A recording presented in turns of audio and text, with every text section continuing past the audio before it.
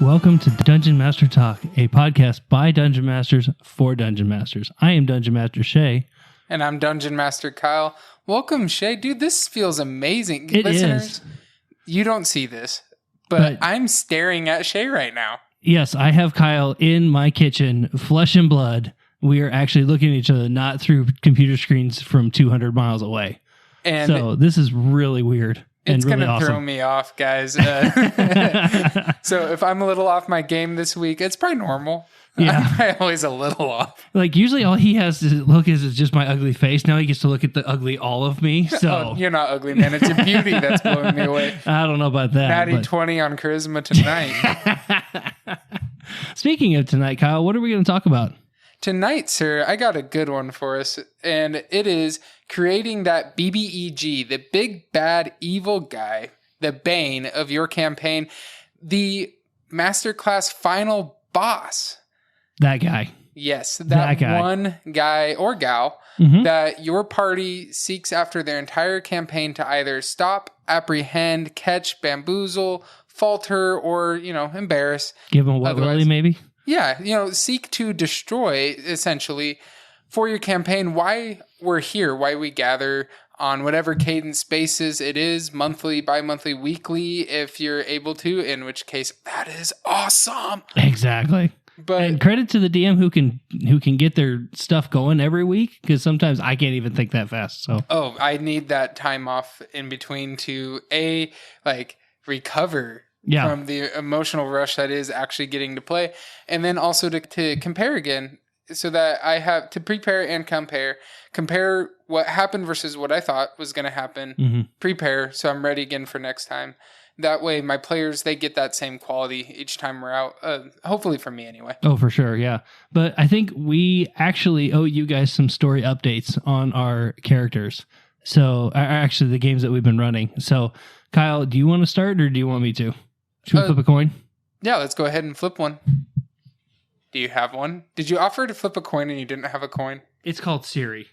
Hey, Siri. We are not endorsed or otherwise sponsored by Apple or Siri. Never mind. Okay, I'll go. So my campaign, we recently played a couple weeks ago now. And in my campaign, we are in season 2. We just got to the meat and gritty. My campaign had, I think I gave an update, or at least mentioned once, that we had just had a major battle. My players are in a city, and a drove of orc armies screaming that they are fighting on behalf of the home country of one of my main players has attacked the city and laid siege. And right where we left off, our poor, beloved, rascally rogue is laying out cold, sustained, no longer rolling death saving throws, but unconscious and 0 hit points in the, 1, because he's not dead. 1 hit point, 0, because he's unconscious, out in the middle of the battlefield. And the party is in the keep, running for dear lives as the battle seems dire and lost. And that's where we have left off. Man, I really wish I could have made it through that session because, we had family things that were going on. But, I mean, it sounded like it was a really great episode. Yeah, it was fun. We had a lot of memorable moments in this one, from the rogue turning invisible and us actually stopping and trying to remember how to do geometry to calculate the distance it would take him to fly at an angle. Did you totally use Pythagorean's theorem? Yeah, a squared plus b squared equals c squared. We were all about that. All about that geometry. We were, and so that way we could figure out his movement score to make sure it's fair. He was chasing this wizard. The players did really well. I'm really proud of my players of hearing where he was during his turn, but not taking that knowledge to their characters who wouldn't know because they couldn't see him. And so they were able to roleplay that accurately and accidentally foil his plans a couple times for some really good comedic effect at the table. Nice. And it was a lot of fun. I'm really proud of them for what they did. And I love those moments because while I was running my world, largely those moments that are going to be memorable, I was silent for them. And those are my favorite. Oh, for sure. For sure. Oh my goodness. How about you, Shay? How about an update from your playgroup? All right. So we, like I've said before, we are in the middle of the Princess of the Apocalypse series. And right now they are just about ready to level up to level 5. So that's going to be a whole thing. But we are in the middle of a dungeon. They just got done almost getting beat up by a troll, but they ended up besting the troll. There have been the rogue and the warlock who have been having strange dreams, strange elemental type dreams. The rogue is enticed to go swimming in water, which is kind of ironic because the wolf is also the rogue, and wolves usually don't like swimming in water. Well, unless they like bath time. Not this one. They got all the treats. Not this one. Not this one. And then my satyr is actually being enticed to go fly. So that's kind of the part of the whole campaign. But that's about as far as we've gotten so far. They did just finish a part where one of the team leads, if you want to call him that, he just told a couple other guys, go get the warden. And that was where we left off. So nice. So a lot of action. Oh yeah, we had a massive nat 20 at the very end of the session, and he dealt 41 points of damage on one hit. And what level? Like what was the class? What was the character? Okay, so it was my half-orc barbarian. So as when he rolled his critical hit, he was wielding a great axe. So that means he was rolling he's rolling 1d12 for damage. As he criticaled, we said, okay, per the book, you get to double roll that. But what I usually do is I max out one of those dice, make him roll a second time, and then add your bonus. Here's the problem. He is also a half-orc, which means he gets Savage Attack. Savage Attack says he rolls an extra weapon damage. So he ended up getting a full damage plus 22 extra damage from the dice. Nice. And his bonus of like 5. So it was just, oh my goodness. Beat the living snot out of this guy. That's such an empowering moment for the players when you get to see your character that you've built out and you've worked hard on, and they finally get that moment that you dreamed about when you're like, my potential max damage is this. Oh, but I'll never deal it. But then you do it. Everybody at the table, their jaws just dropped. We were like, is that even legal? Like, can you do that? And we mathed it out, and he did it. He did it. He was over 40 points of damage in one hit. Wow. He just shellacked that guy. That's one of those moments where characters can actually truly feel like, kind of they've arrived moment. Like that was sure. That was their moment in the sun. If it was a TV series, they got the camera pan, they got the highlight, like that was their episode, right? Oh yeah. Oh, for sure. Yeah. That was their like, look at me, I'm awesome episode. Yeah. Yeah. And you want those for each of your players at some point. And it's not always going to be in damage dealing. No. But when it can be, that's fun. Cause when you get to have those moments where combat exceeded itself. Yes. Cause hopefully, as DMs, we're trying to make combat fun. Always. But we can never plan on these. We can't control the dice. That's the RNG part of the game. Exactly. And so when it rewards like that, it's honestly, in my opinion, even better than when it hilariously falters. Mm-hmm. Like, for sure. I love both. They're both in the game for a reason. Both, not both. Sorry, put the L there. Get the L out. But they're both there for very good reasons, and they can be really fun. But when a player gets to feel like they've arrived in their character, that's priceless. Oh, for sure. All right, so let's switch gears. Let's get to it. Right? So, big bad evil guys. Yep. So the big bad evil guy, BBEG. To get this character right, there's so much goes into it, and really, a lot of it is a little dependent on your players, their investment quality. So do you want to expand on that? Yeah. So I'm gonna use my campaign as an example here, because I'm leaning a little bit heavy on my BBEG from what I called season 1. So and I think I've talked about this on this podcast. I like to break down my campaign into seasons. We wrapped up season 1 right about the end of 2021. Not originally planned that way, but it worked that way. And I had a BBEG of that campaign, which was a wizard named Ezekiel. And the good guys beat him at the end of season 1, but he got away with half his prize. Yeah, he lived to fight another day. And I really made sure to make him someone that was so easy to hate. Mm-hmm. He had ties to multiple characters. He openly mocked them. Mm-hmm. everything as a DM that I ever wrote down that like the party didn't do good at X, I made sure Ezekiel had knowledge of X and he could call it. Oh yeah. So that hook there was was very natural for the team because he was hateable. Oh, we still hate this guy to this day. Like when we got to the main island in season 2, he showed his face, and it took everything in about at least half of our party's wheelhouse to just not open fire in the middle of this diplomatic meeting that was going on, because we saw him, we're like, oh, you punk, you punk. And that's exactly what I was. And honestly, I'm not going to lie. I can talk freely on this. There was like 20% disappointment that you guys didn't open fire. I can't lie. I wanted it. Well, see, and the part that I left out was our wizard, who kind of has become the spokesperson for the group. He basically went down the line and said, okay, Rogue, I need you to not kill anybody. And he was very disappointed. The Rogue was like, Druid, I need you to hold yourself together. No pooping on the floor. No pooping on the floor. Yeah. He has a problem with that in stores.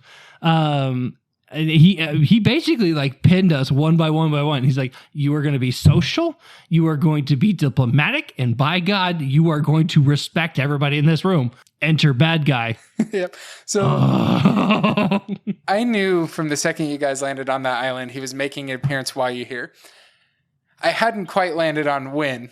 And then our wizard has those talks with each of the players, and is like, now. It's now.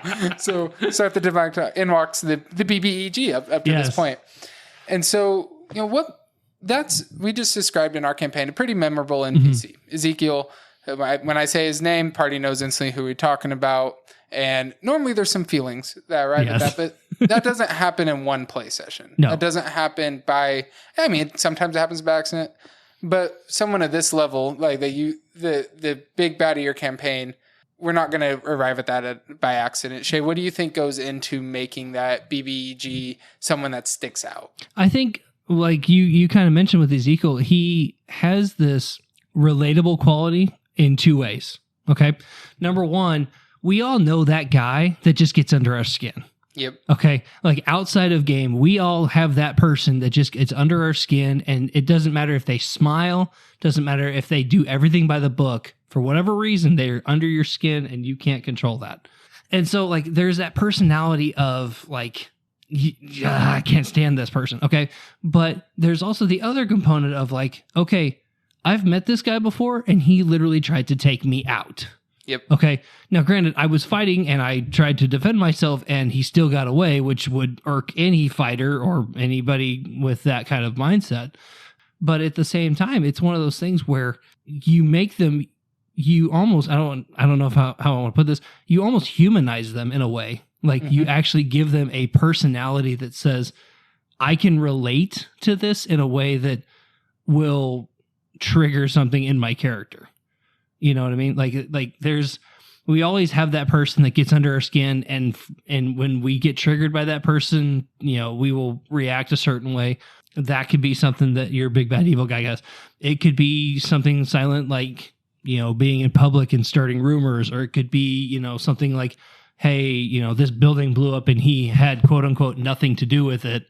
It could be a random, it could be a multiple things. And so I think building off that, think back to, and this is something I like to do a lot. I like to have those kind of callbacks to pop culture. And so I draw influence heavily, sometimes since I'm not doing this for live play, flat out ripping off stuff too, just because it's something the whole group or the vast majority of the group's into, and it'd be nice to have a call to it. Oh, for sure. But think back to like maybe a movie you like, or a book you love, or something that captivated you for extended period of time, like Harry Potter, Voldemort, Draco Malfoy. Yeah, Draco Malfoy, 2 great antagonists. Then you go to like maybe somewhere out there, you're a Avatar: Last Airbender or Legend of Korra fan, Amon, or the Fire Lord. Fire Lord was Ozai. He was great because, I know Shay, you don't know much about the show, so I hope I'm not spoiling anything. But for much of the early episodes, I think the entirety of the first season and maybe even the majority of the second season, we never actually even see his face. He's this big mystical, it seems untouchable level of villain. Whereas, and then Amon, the other one I mentioned, he's very relatable, much like how Thanos was relatable in that we can see their side. And so build a little bit of that into your BBEG. You know, they don't have to be necessarily 100% hateable. There can be that little bit of, if things were different, maybe we could have been friends type tie too. But ultimately, your party has to be motivated against. And so we do have in my campaign, and I think outside of game, all the players know this, so hopefully I'm not spoiling anything. And if I am, player out there, you know who you are, I apologize. But there is a player in my campaign that is no longer necessarily walking the straight and narrow path of good anymore. And his end goals and the BBEG's end goals are very similar. But in the nature of what they are, seeking that ultimate power of godhood itself, they can't both obtain it. Therefore, they're still pitted against each other, even when maybe necessarily the party doesn't realize that they have one of their own seeking the same thing. So have that thing that pits your party against this person. I also think when you're building a big, bad, evil character, take like Thanos, for example, right? He wanted to create this perfect world where it was him, his family, everything was perfect. Yep, and everybody had everything that they needed. There wasn't a shortage on resources. Yeah, it wasn't like his initial thought was, I'm going to go and obliterate every planet on the face of the universe. Yep. It was, I want a perfect world for me and my family. Or like when you take like Dr. Freeze from Batman, like he was trying to keep his wife, you know, like on ice or like alive, or trying to cure her. But in doing so, he got wrapped up in what he was doing, and it overtook him to the point where he had to commit crimes and things like that to be able to continue what he was doing. And hence Batman comes in, kicks his butt, and then, you know, we all go back, you know, to living normal. Yep. And the great comedic lines that we got in that movie as well. Hope you don't freeze. All that stuff. But then you also, on the other side of the coin, you get, and I hate, you know, ripping off known characters, but you get people like the Joker in Batman, where literally his whole premise is, I want to watch this world burn. Yep. I have been wronged so much in my life that I just want to literally see everything burn. Well, and from his like chaos for the sake of chaos, something that the hero can't fully understand. And that's, if you can capture that level of storytelling, it is hard. It's okay to not nail it. Yeah. I think that's something that we don't talk about enough as DMs. It's okay to miss the mark. It's got to happen semi-organically. Yeah, the reason I say semi there instead of full organically is because you are pre-planning it. And any level of pre-planning means not fully organic, but there has to be that organic hook that your players, and hopefully they supply it with their actions, and you can build upon it and, you know, really tee off of what they're giving you. But also, if you don't hit that mark right instantly, the very first time you introduce your BBEG, keep going. Try again. And also don't be afraid to pivot if things aren't exactly landing. If this BBEG is starting to feel a lot more like a, you know, just a higher level villain, not necessarily the ultimate big bad, shift that gear, introduce a new BBEG, capitalizing on what you learned from what went wrong here, and have that original one that was planned for it fall into that henchman role or the next class, or, you know, is maybe wiped out by the new one, or the party actually can get this one for that sense of accomplishment, only to realize that they were one step short. Right. Because, oh man, as a player, when I've been a player, finding out that you came that close, and sorry guys, audio medium, my finger and thumb were close to each other. But to realize that you came so close to saving the world, only for this guy to get the one up on you, that's a hook enough for me most of the time. Or like you could have another hook of the bad guy. Like he could be somebody who the party actually offended or hurt in some way. And now their whole purpose is to take out the party that wronged them. Yep. You know, so it could be if for whatever reason your party came and took out somebody from a village, you know, for right, wrong, or indifferent reasons, right?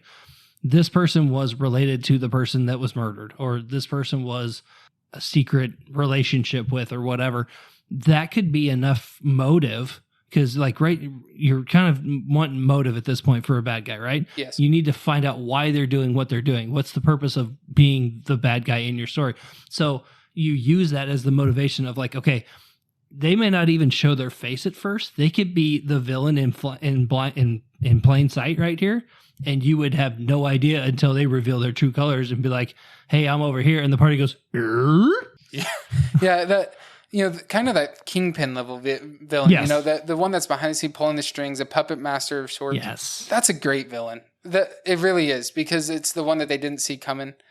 You mentioned motivations. That's really something, and this is true beyond the BBEG. And we're going to, guys, I promise you, future episode, we're going to get into those NPCs that, they're not going to get as much of the limelight grand story scheme. But especially for BBEGs, motivations are huge. Mm-hmm. Obviously, this is a character that you're going to spend time on. Oh yeah. You're gonna also have your plan for them, what they're doing, what their end goal is. If the party were to, you should plan out what is party failure mode. What happens if the BBEG were to win? Because that's their goal. Mm-hmm. So what would that look like? Now your party is going to work ultimately to stop that, and it's not your job as the DM to be like it's me versus you, but it is your job to create that character that is who they're against. Yep. And so that motivation, this is also that reason why the BBEG won't stay to die before it's that event. Yeah. So if your party can encounter the BBEG early, they are going to flee. So like in the example of my campaign, we talked about there was the BBEG of season 1, and he's still around in season 2. Now my party yes, doesn't know if he's still the BBEG. Or if there's more, if there's less, if he's a bigger role, smaller role now. But all they do know is when things got really bad for him at the end of season 1, and it looked like death was a serious thing on the table for him, he got out. Yeah. And that's important, people. If this is not the final moment for your BBEG, get him out of there. Don't let it be. Yeah. And something you had mentioned in previous episodes too, you said, if that's not the nature of this person, like if it's not their nature to stay and fight to the death, get them out of there. Yep. If it is something to their nature, make them go down swinging, to an extent. If they're the big bad evil guy and you're going to end the campaign, I mean, yeah, they're going to go down swinging. They're going to do everything they can to take out as many of the party members as they can. But if it's not the end all be all for the story, in your head, just kind of pull an audible and say, okay, you're a pawn, you're a stepping stone in this, and then just kind of go accordingly. But something that we've kind of talked about, but not really said out loud, it's okay to have like a hierarchy of your big bad. So like, if you want to have a single person or an organization that is your evil premise, if you will, then have kind of like a hierarchy system. Like, okay, you have your middle guy, your middle guy that reports directly to them. That guy's going to have a network of people that work for him and blah, blah, like it will kind of tree branch out down to where, it's this big organization that the end goal is ultimately that the big group comes to power, this person comes to power, but they have this whole network tree that you're going to have to work through to get to this person. Yep. And this is shown also in popular culture. Think back to Lord of the Rings even. You had Saruman, who was, as a character, it could have been the big bad, but there was Sauron above that. And below Saruman, you had the orc leadership. And it really works because the party has to first defeat Saruman before it's time to go to Mordor and ultimately have that situation where it actually doesn't come down with a fight with Sauron, but it's all about preventing Sauron in that case. Yeah. Or like when you watch Power Rangers growing up, like the big bad guy would have like him and like maybe a couple of his like higher up people with him, but then he'd always have like this monster that he would throw out, and the monster would have its own little minions. So like there's your tree right there. You have minions. Make my monsters grow. Basically, yeah. The voice of my childhood. Yeah, and then they call the Megazord, beat him down. It's all good. But like the tree becomes okay. You have the minion. You have the monster that the big bad evil guy threw out. You have the bodyguards of the big bad evil guy, and then you have the big bad evil guy himself. Yep. So like there's your tree right there. There's an idea for a tree that you can build and kind of work in that direction. And beyond that, with those motivations, that really should be anytime that your big bad evil guy is around in the story, the motivations should explain the why. Yes. It should never feel out of place or unorganic because you know what motivates this character. You know what they're doing when they arrive. You know what they're seeking, and allows them to feel real. When you're really into the role play, you're suspending belief. This character that you've made up, who's now represented on the board by a Hershey's Kiss on Shay's method of rewarding with candy. He was delicious. This Hershey Kiss now feels like a real life living being for a moment that is fighting back, that is got its motivation, that has plans, that was doing stuff while the party wasn't playing.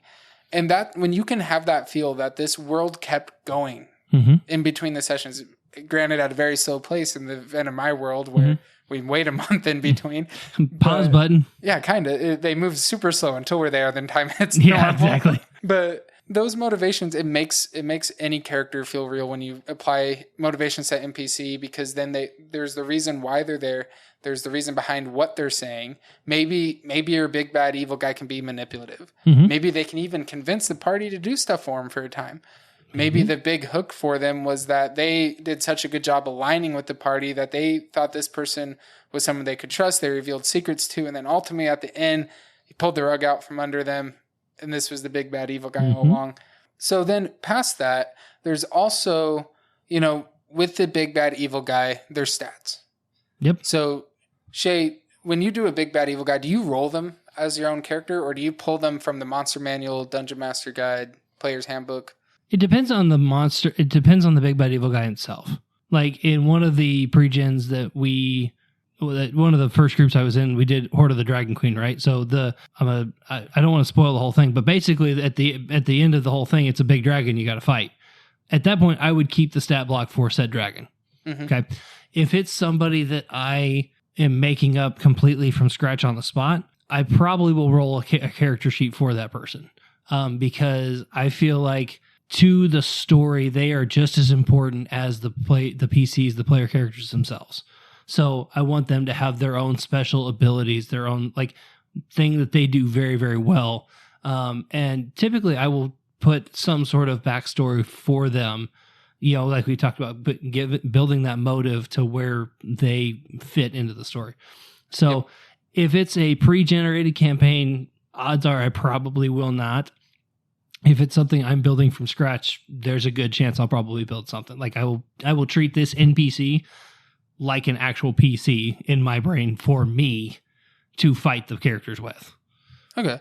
And I'm assuming you do that in part so that you can keep them relative on level with the party as the party grows. Yeah. I mean, I will actually keep them usually about a level, maybe 2 ahead of them, because when you have 5-on-1, it can be kind of hard for them to kind of hold their own. Yep. So I will kind of keep them a step ahead until the very end usually, because that gives them it's a power buff in a sense, but at the same time, it allows them to, this guy's for real. This is the guy that we're actually trying to fight or take out or, correct or whatever the situation is. So it kind of gives him or her that power feel, if you will. Yep. And that's with my party. My campaign. I've done both. So Ezekiel was originally statted out from a pre-gen. And then I realized when I kind of did something pseudo similar to him that it wasn't going to be challenging enough. And that led to me rolling a character out. And that way, kind of like you alluded to, being able to, have him grow with the party to remain challenging when they encounter him. Because a big bad evil guy should be rewarding to defeat. Yes. When you beat that big bad evil, think back to if you ever played video games, when you got to that big monster battle and the music changed and the screen seemed fast and it was hard. Afterwards, you got done, you felt good. Oh yeah, all bets are off at that point. Yeah, and when you were losing, you were into the game. Sometimes you get frustrated even. That's kind of how you want it to come across for your players. That's they're invested in the fight, and when they pull off the win, boy, does it feel good. So also, then that comes into, a lot of a big bad evil guy, an important part into making him feel good every time. That hook remaining after you got it is how you role play that big bad evil guy. And we talked about several archetypes, and there's not one archetype that makes a great big bad evil guy. We listed a bunch. But I think it's key to kind of identify that character and then stay true to it. And that can be hard. Like if your campaign goes for a year, or maybe it's just been bad luck on scheduling and now it's accidentally been 3 months since you played. How do you remember how you role played that character last time so you can be consistent?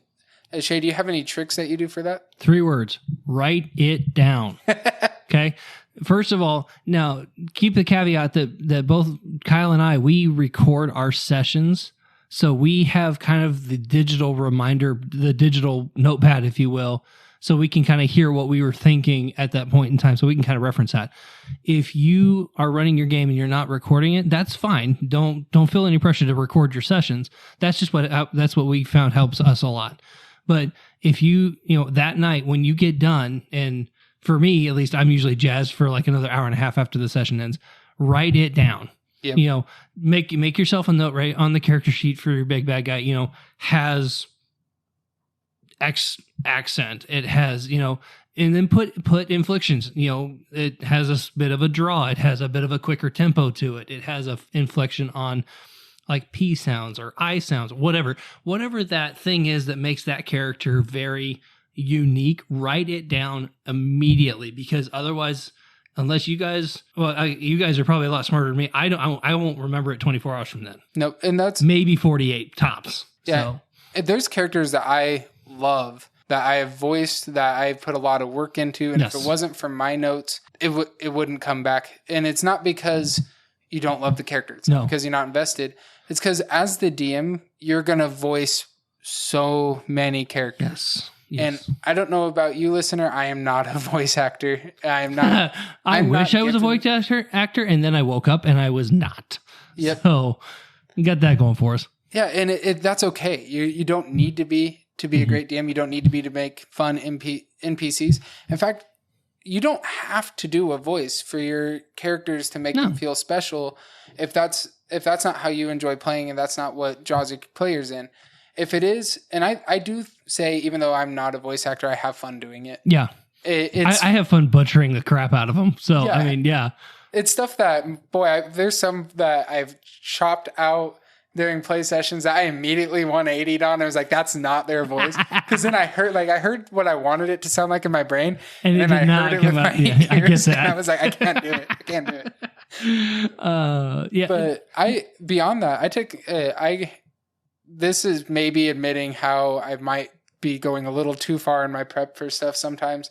I have a Trello board that I keep for and I have to give a shout out to a former coworker of mine. I'll just say first name here because I don't know if I have his permission to say last name, but Michael, thank you for that recommendation. It has been huge, and it has helped me immensely, and it's helped me immensely in determining what's going on with the world. But a lot of it has helped me keep my NPCs straight. So when I introduce someone cool, I make an immediate note of it. And then, especially if I didn't plan them, if it was an on-the-spot NPC that landed well, make a note of it, introduce them to the Trello board so I can refresh them later. So for those of us who are in the cheap seats, what is the Trello board?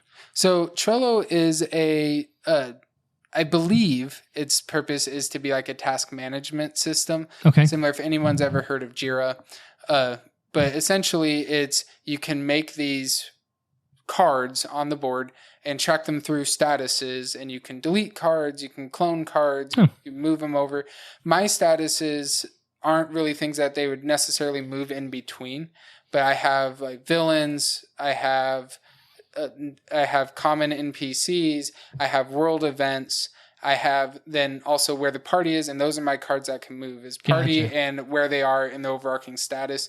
And then I have the kind of like the big things that are gonna happen at some point in time and whether or not they're active or not. And then each of those cards can have tags on them.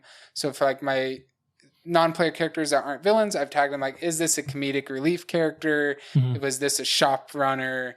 Was this a diplomat? Those type of tags, so I can see it quickly and fly to them. Oh, cool.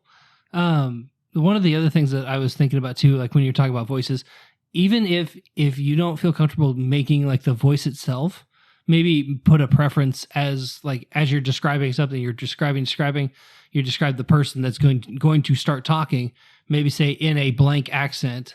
Yep. Say, this is what I'm trying to say, even though I don't actually say it like that, but it puts that picture in the player's head of, okay, I'm imagining a British accent, for example. I'm imagining a Southern accent, whatever that accent is, or a like Southern accent or like British accent, something to that effect, where like you're placing the little seed in there so that they can kind of hear it, even if you're not actually saying it like that character would have been saying it. Yeah, and sometimes your player characters might then take a shot at seeing if they can do that voice. And I've had in my group, sometimes they try it and I'm like, yes, that. And other times I'm like, no, definitely not.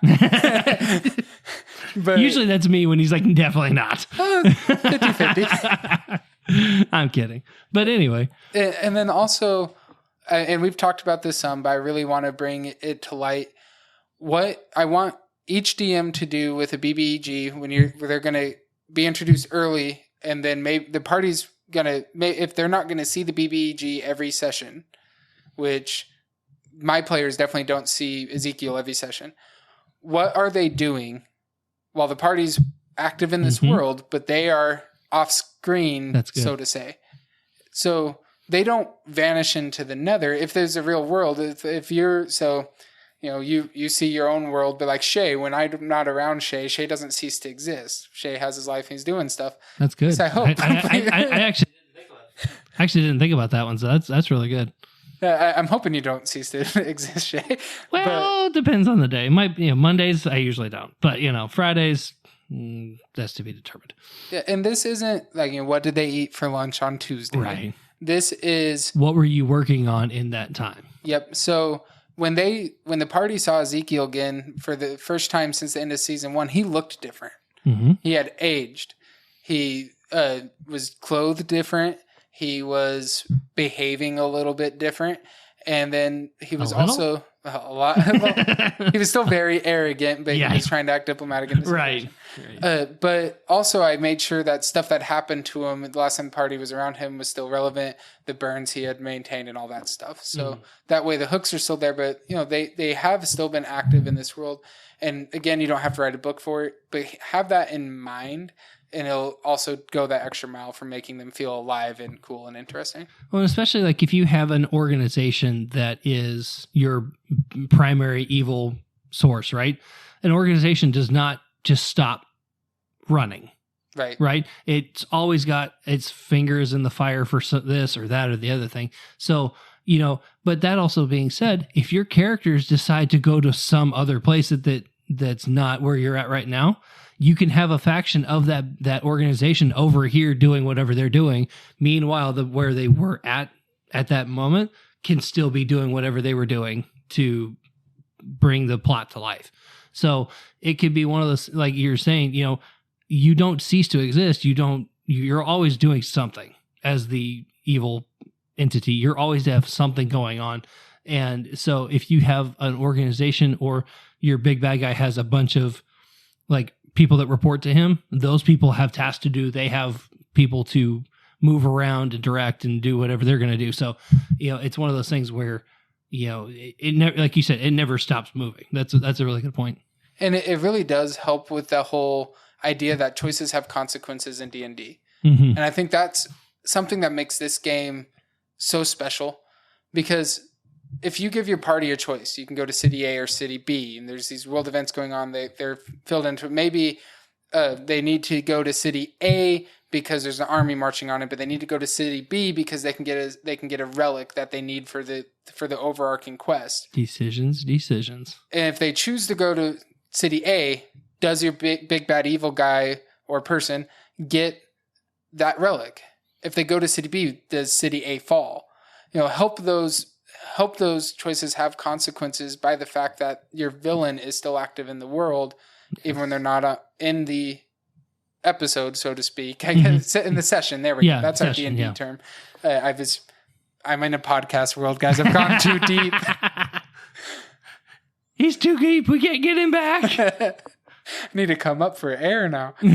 So that is really my big things with the big bad evil guy. And those, again, it can be a party, it can be an organization, it can be a solo individual, but keep these things in mind. Really try, and again, it doesn't take writing a book. You don't have to turn into Token. You don't have to turn into Rawling. You just have to put that little bit of effort. 5 like 5 sentences can go so far in D&D for helping you in that moment when this character arrives to flesh them out again and bring them back so that they feel like they did before, but grown, stronger, faster, a little bit more knowledgeable, more prepared this time for the party. Because that, I think this last time, so look, this kind of goes into that story update, and maybe I'm riding a high from this session still, but the rogue got downed, not just by anybody. When that update I gave, it was downed by Ezekiel. And I wanted that so badly to happen. I was so happy when it did because I wanted it to show that, hey, you guys, you beat him last time, but it's not going to be so easy again. Well, it's like the old saying, you can win the battle, but that doesn't mean you win the war. And with these campaigns, it's going to be a war over the course of the story. It's going to be a war between the PCs and your big bad evil guy. So depending on how long you want this war to last, there's going to be some blows that the big bad evil guy will deal to the party and vice versa, to where there's going to be, there has to be a solution at some point at the end of the story. So one of the things that just popped in my head as we're starting to wrap up, if you are newer and you're doing a bunch of one shots, see if there's a common thread between the one shots that you can eventually take your players, if you choose to take those people into a full-length campaign. See if you can take where they're at and kind of piece those together. Okay, what was the common theme between those one-shots? Okay, is there a common bad guy? Is there a common type of bad guy that we can kind of use to steer ourselves into, well, these were actually tied to this other person that was directing these low-level thugs to go and, do whatever they were doing. So use what you've got in front of you to expand slowly as you can and kind of bring that map to life from a 10-foot view all the way up to a 20,000-foot view, and people see the full picture at the end of it. Oh, that would be... Invite me. I'm in. All right, guys, we just want to thank everyone so much for listening. Words cannot begin to describe how grateful we are that you guys would take time out of your busy day to listen to us talk about Dungeons and Dragons. Blows our mind. Seriously, I'm not just saying that. It's blown me away. The reception we've gotten, we're so grateful for you. This would not be a thing if it wasn't for you listeners. We love you guys. We love hearing from you. If you want to reach out to us, maybe you want us to cover in more detail something we talked about in this episode, or you want us to cover another topic that maybe we glossed over or that we haven't even brought up yet, you can do so at dungeonmastertalk@gmail.com. Ha! I told you guys. I knew it too. I don't have to make Shay say it. And we actually launched our Facebook page, and we've also launched a Twitter. So you can find us at the Dungeon Master Talk podcast page on Facebook. That Twitter page that Shay was mentioning is called Dungeon Master Talk Podcast at DMT the Podcast. Okay. That'll work. Tell us about your villains that you've built. Tell us about some of the amazing antagonists that your parties have had to deal with and what they did to overcome them. We would love to hear those stories. As always, he is Kyle. And I am Shay, and we will see you next time on Dungeon Master Talk.